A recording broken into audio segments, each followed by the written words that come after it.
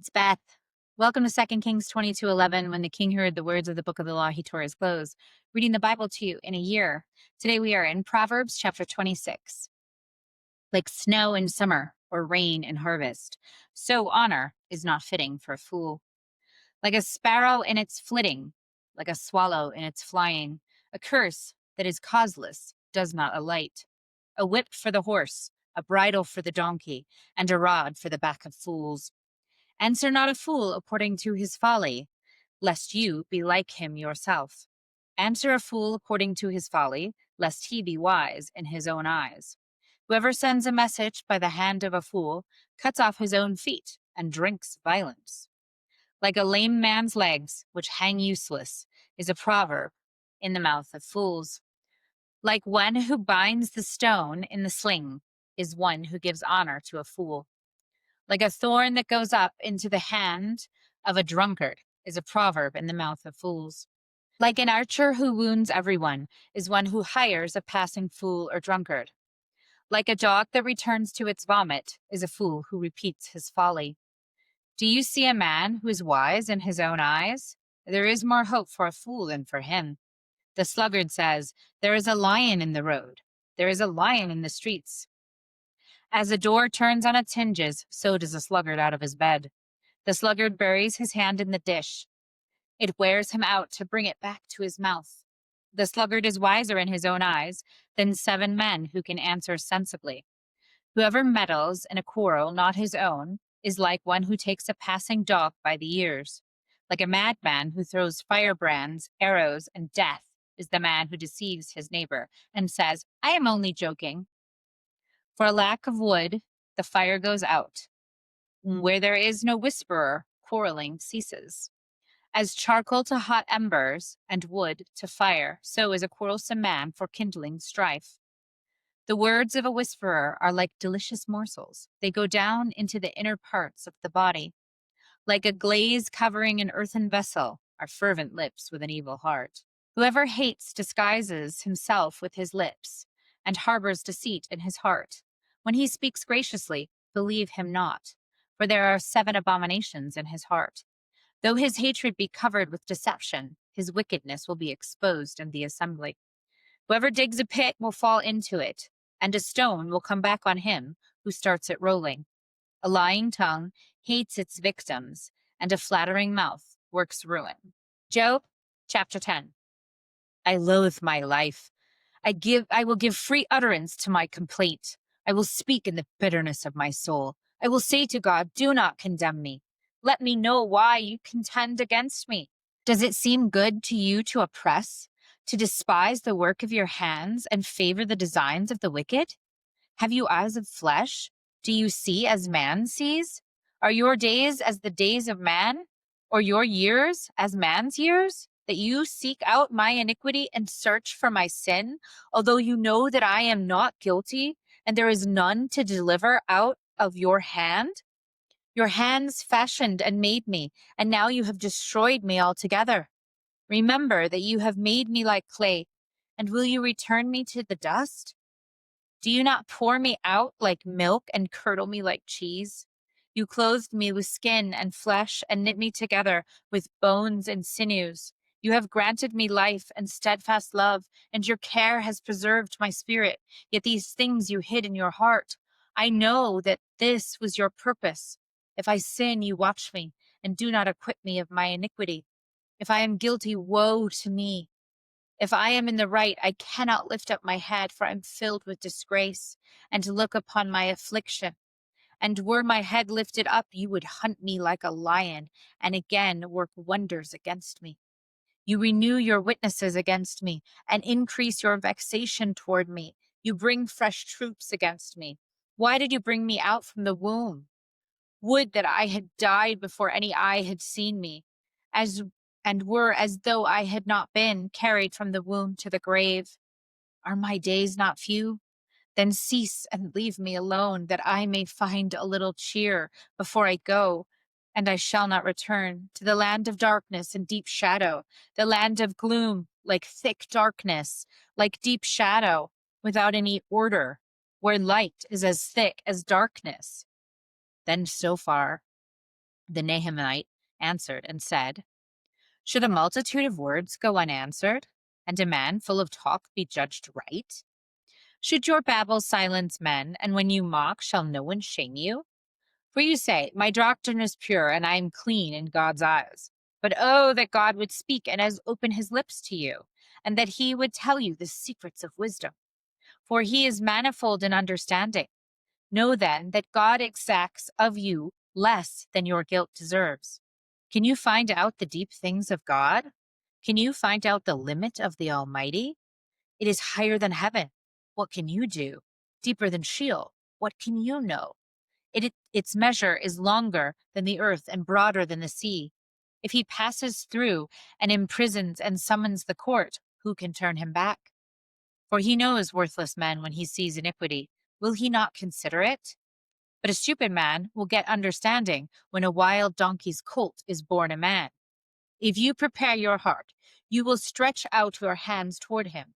If iniquity is in your hand, put it far away, and let not injustice dwell in your tents. Surely then you will lift up your face without blemish, and you will be secure and will not fear. You'll forget your misery. You will remember it as waters that have passed away. And your life will be brighter than the noonday. Its darkness will be like the morning, and you will feel secure because there is hope. You will look around and take your rest in security.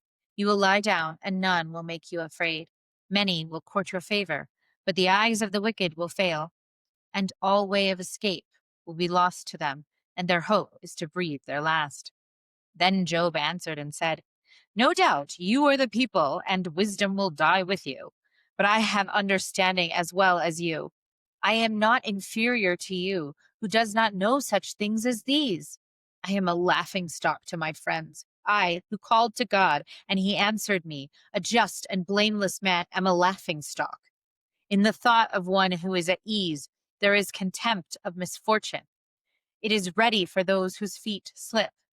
For the tents of robbers are at peace, and those who provoke God are secure, who bring their God in their hand. But ask the beasts, and they will teach you, the birds of heaven, and they will tell you, or the bushes of the earth, and they will teach you, and the fish of the sea will declare to you. Who among all these does not know that the hand of the Lord has done this? It is his hand in the life of every living thing, and the breath of all mankind. Does not the ear test words as the palate tastes food? Wisdom is with the aged, and understanding in length of days. With God are wisdom and might. He has counsel and understanding. If he tears down, none can rebuild. If he shuts a man in, none can open. If he withholds the waters, they dry up. If he sends them out, they overwhelm the land. With him are strength and sound wisdom. The deceived and deceiver are his. He leads counselors away stripped, and judges he makes fools. He loosens the bonds of kings and binds a waistcloth on their hips. He leads priests away stripped and overthrows the mighty. He deprives the speech of those who are trusted and takes away the discernment of the elders. He pours contempt on princes and loosens the belt of the strong. He uncovers the deeps out of darkness and brings deep darkness to light. He makes nations great, and he destroys them. He enlarges nations and leads them away. He takes away understanding from the chiefs of the people of the earth and makes them wander in a trackless waste. They grope in the dark without light, and he makes them stagger like a drunken man. Behold, my eye has seen all this. My ear has heard and understood it. What you know, I also know.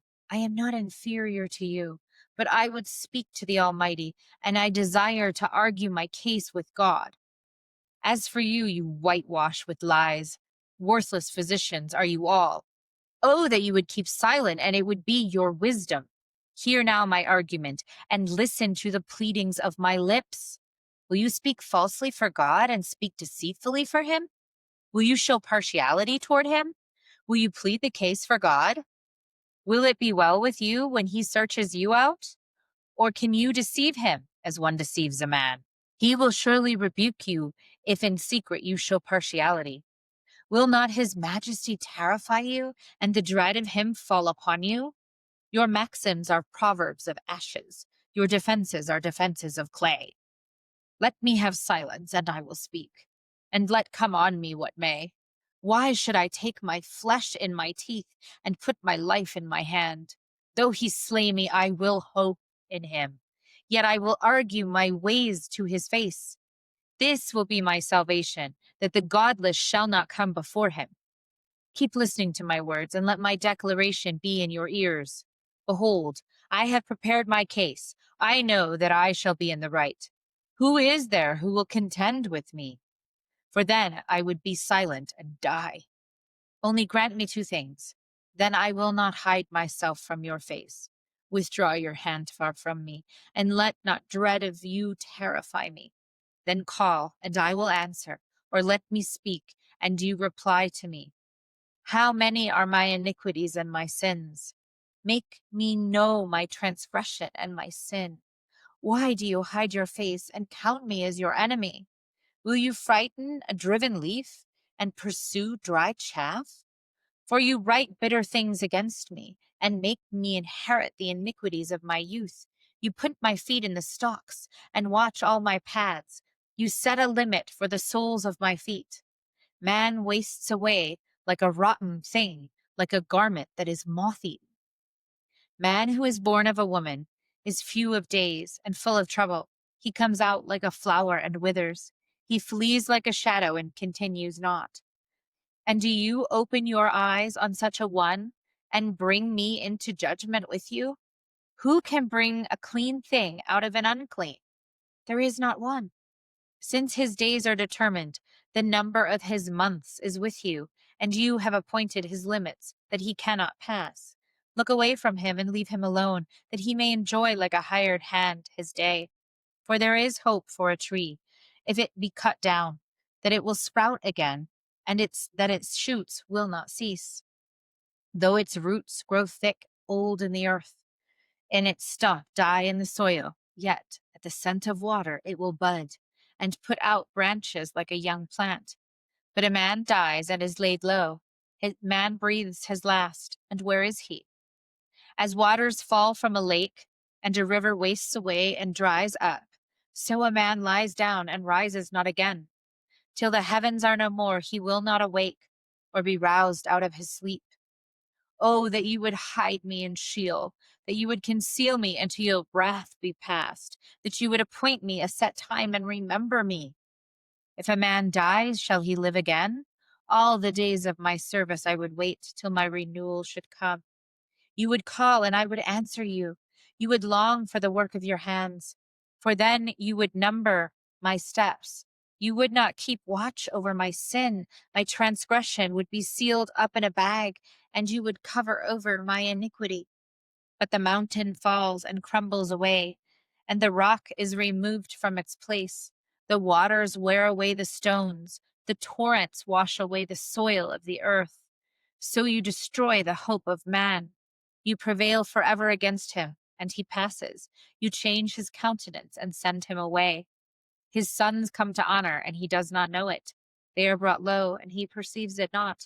He feels only the pain of his own body, and he mourns only for himself. Thus ends the reading for today. Never walk alone.